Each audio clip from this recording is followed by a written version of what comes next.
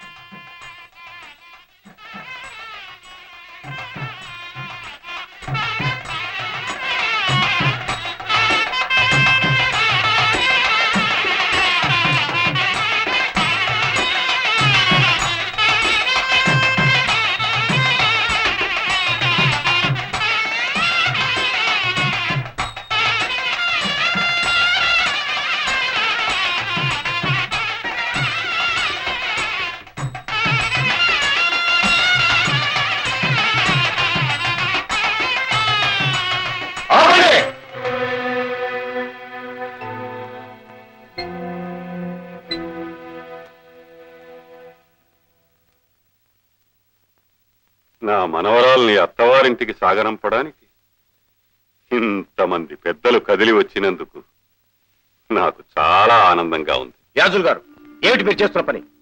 వివేకవంతులు చెయ్యవలసిన పని. పెళ్ళైపోయిన ఆడపిల్లని ఇంకోళ్ళకి అప్పచెప్పడమా? పెళ్ళనేది ఇద్దరు మనుషుల్ని కలపడానికి కాదు, రెండు మనసుల్ని కలపడానికి. త్రికరణ శుద్ధిగా ఆచరించని పని వ్యర్థమని శాస్త్రం చెప్తోంది. ఆ రోజు పెద్దల బలవంతంతో అడ్డు చెప్పే ధైర్యం లేని స్థితిలో తన మనసుకి నచ్చని మనిషి చేత మాంగళ్యం కట్టించుకుంది నా మనవరాలు. తద్వారా ఇల్లాలే అయింది కానీ అర్థాంగి కాలేకపోయింది. ఆ రోజు జరిగింది పెళ్లి కాదు, అది మా తప్పు. అందుకే ఆ తప్పుకి ప్రాయశ్చిత్తంగా ఇప్పుడు ఆమె మనసుకు నచ్చిన మనిషికి ఆమెను అప్పగించడానికి నిర్ణయం తీసుకున్నాను. పెళ్ళంటే మీ దృష్టిలో అంత హీనమైపోయిందన్నమాట. అసలు పెళ్ళంటే ఏమిటి? పెళ్లి మంత్రాలకి అర్థమేమిటి? అష్టవర్షాత్ భవేత్ కన్యా పుత్రవత్ పాలితామయ ఇదానీం తవ పుత్రస్య దత్తా స్నేహేన పాలిత అంటాడు కన్యాదాత వరుడు తండ్రితో. ఇన్నేళ్లు కొడుకులా పెంచుకున్న నా కూతుర్ని నీ కొడుక్కి అప్పజెప్తున్నాను, వాళ్ళిద్దరూ స్నేహంగా సఖ్యతగా ఉందురుగాక అని. సర్వకాల సర్వావస్థలలోనూ ఆ స్నేహాన్ని కాపాడతానని వరుడు సర్వదేవతల సాక్షిగా అగ్ని సమక్షంలో ప్రమాణం చేస్తాడు. పెళ్ళంటే శోభనం ముందు జరిగే తంతు కాదు, ఒక పురుషుని స్త్రీని స్నేహితులుగా సన్నిహితులుగా చేసే ఘట్టం. ఆ స్నేహం సఖ్యత లోపించిన జంట కలకాలం కలిసి బ్రతకలేదు. అందుకే వేరు చేస్తున్నాను. ఆ స్త్రీ సాన్నిహిత్యాన్ని పొందే అర్హత గల వ్యక్తికి ఆమెను అప్పగిస్తున్నాను.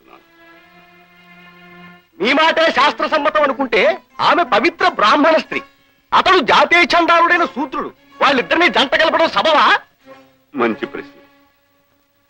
ఇన్నాళ్ళు అజ్ఞానాంధకారంలో ఉండిపోయి నేను అది సబబు కాదనే అనుకున్నాను.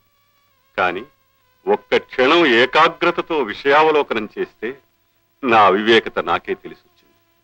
జన్మనా జాయతే శూద్రః సంస్కారాద్ విజృచ్యతే. జన్మము చేత మానవులందరూ శూద్రులే. వారి వారి సంస్కార ఫలితంగా వర్ణాలు ఏర్పడతాయని ఉపదేశించిన మనువు స్ఫురణకొచ్చాడు. జన్మతో అందరూ శూద్రులు ఎలా అవుతారండి? చాతుర్వర్ణం మయా సృష్టం అనలేదా భగవానుడు గీతలో? అన్నాడు. చాతుర్వర్ణం మయా సృష్టం అని ఊరుకోలేదే, గుణకర్మ విభాగశః అని కూడా అన్నాడు.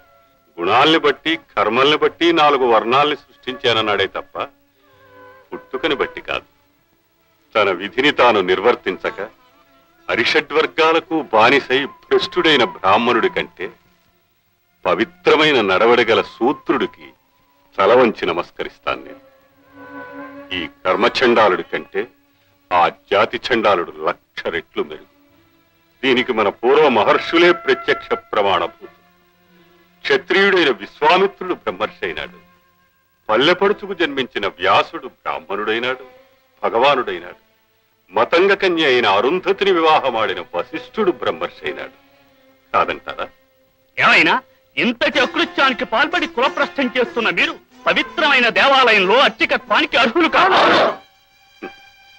పరమాత్ముణ్ణి అర్చించుకోవడానికి ఆ 4 గోడల మధ్యనే కూర్చోక్కర్లేదు శాస్త్రి గారు.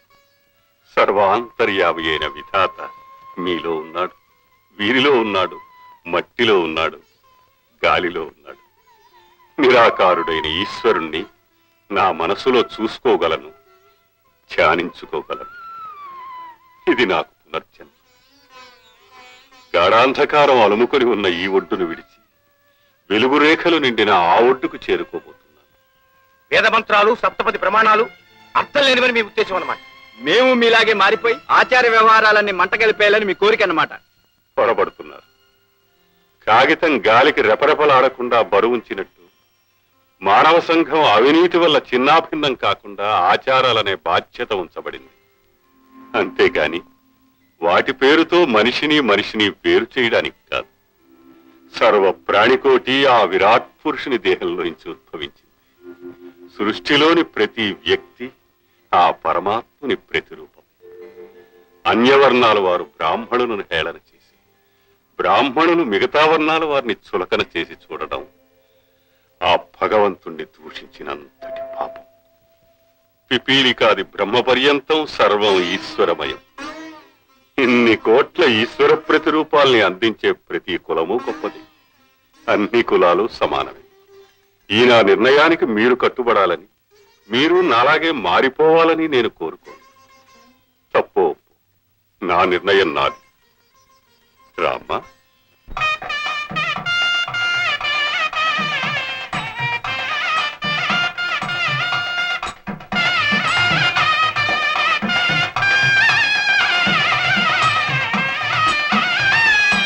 సత్యం, ఆ బల్ల తీసి లవై.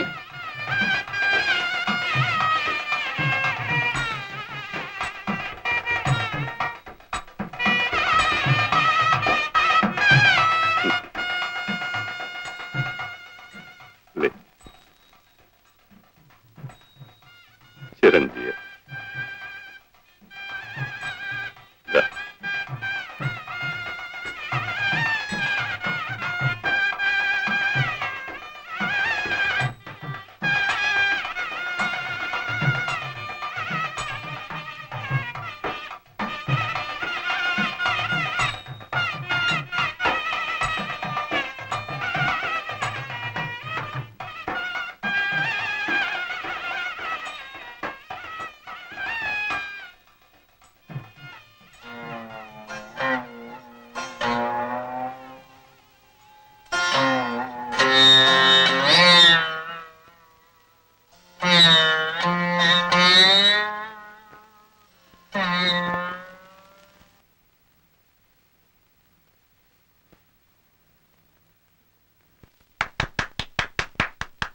అన్ని నీవనుచు అంతరంగమున తిన్నగా వెదకి తెలిసి కొంటెనయ్యా నిన్నే గాని మదిని ఎన్నజాలనరులా.